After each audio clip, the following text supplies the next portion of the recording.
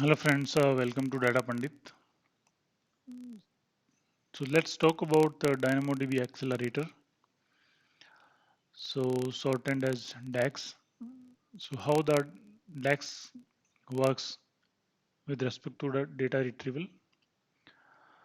So the DAX is a cache between your application and the actual DynamoDB table. So a cache, as we know, right, it's a storage of the data so that the latency is improved with respect to the queries. So basically, it sits between the I mean, query application and the DynamoDB table.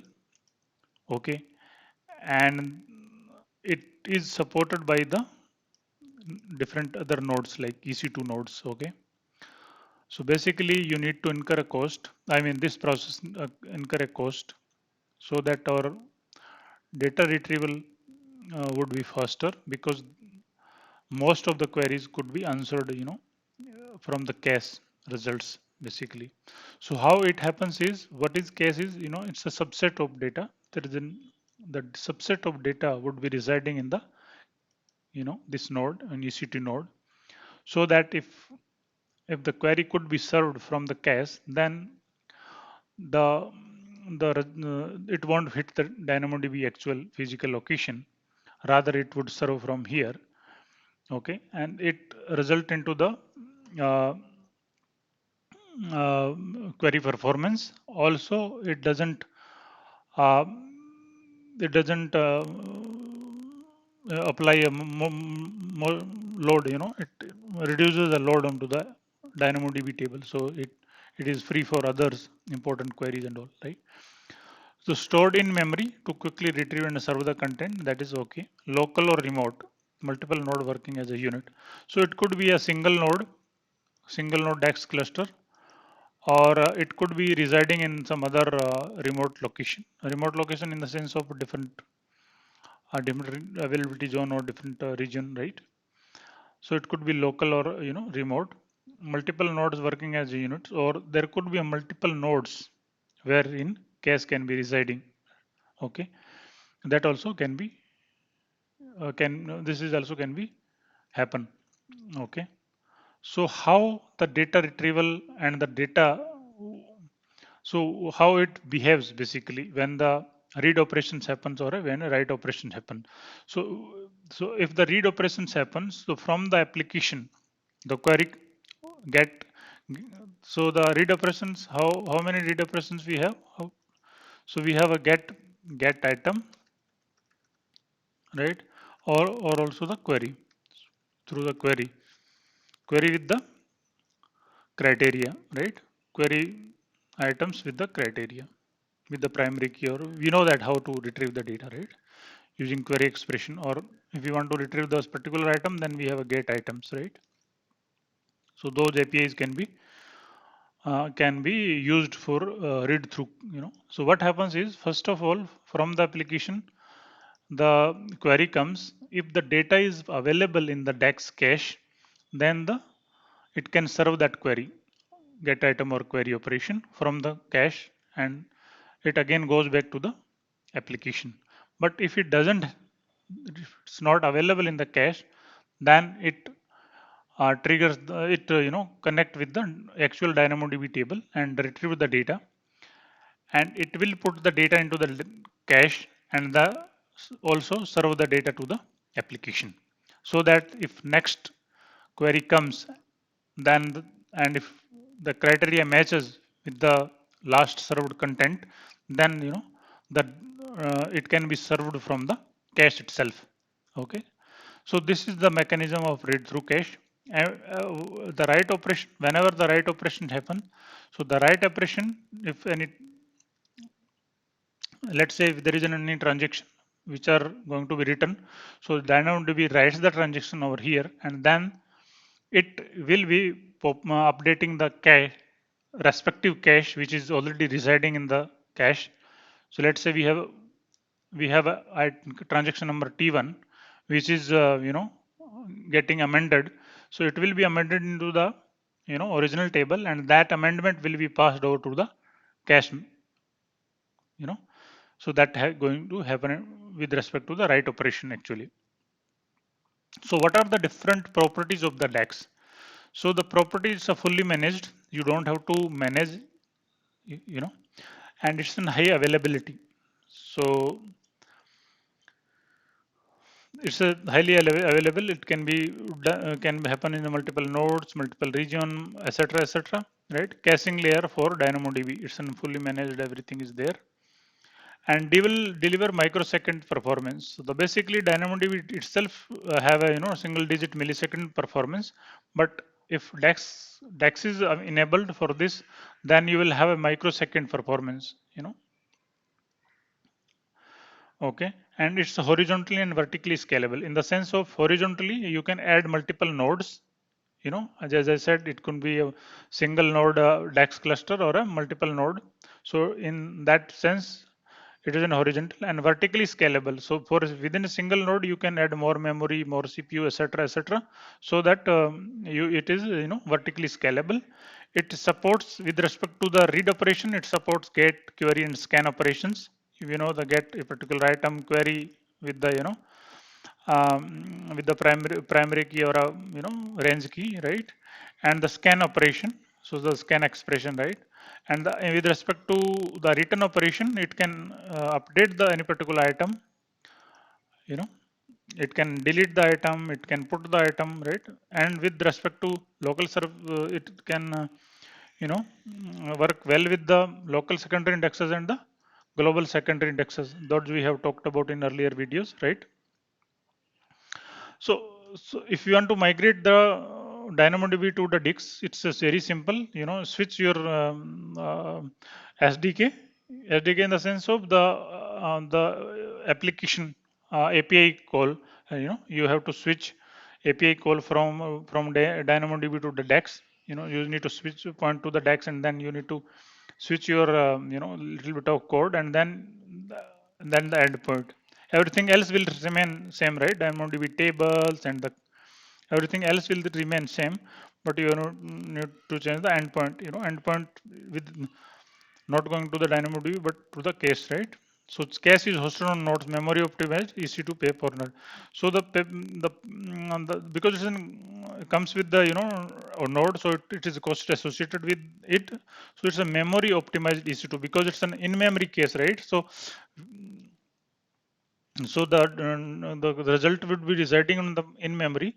Therefore, memory optimized EC2 are the are the very relevant or very very good for this kind of these kind of nodes basically. So basically, how the DAX works is like, so let's say we have a load balancer, right? And on back of the load balancer we have a DynamoDB table, let's say transaction table. So between the load balancer and the and the DynamoDB table we have a DAX cluster, right? So DAX cluster, so if it is in a multiple node, then there will be a master node and then the read replicas, right?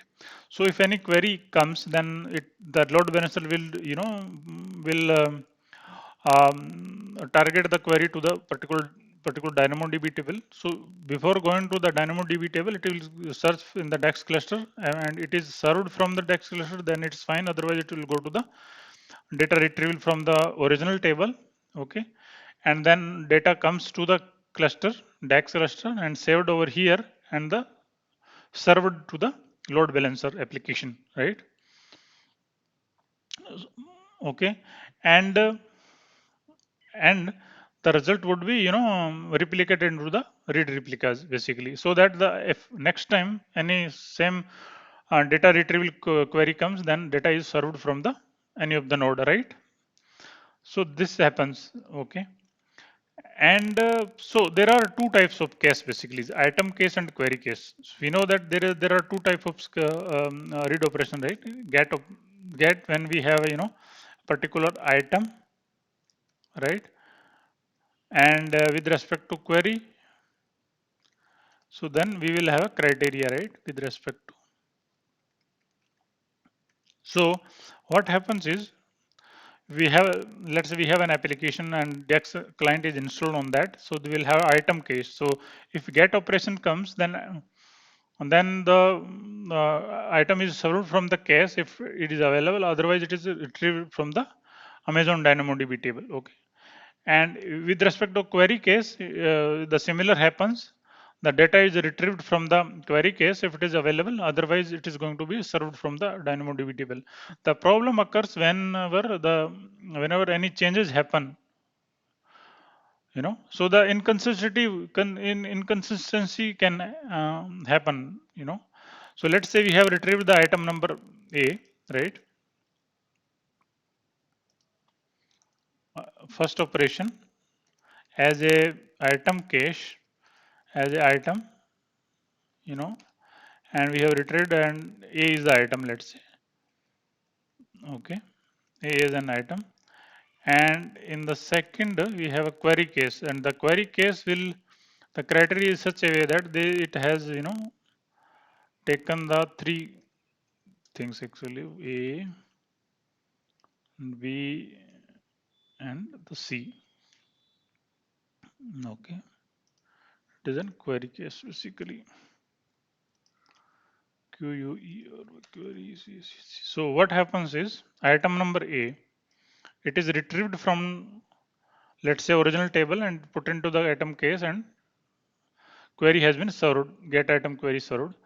And next time, let's say we have a query case which is retrieving the three results A, B, and C, three records. It is getting retrieved and stored into the query case, so that if next same query criteria comes, then it is getting served from ABC. But the problem happens when the write operations happen.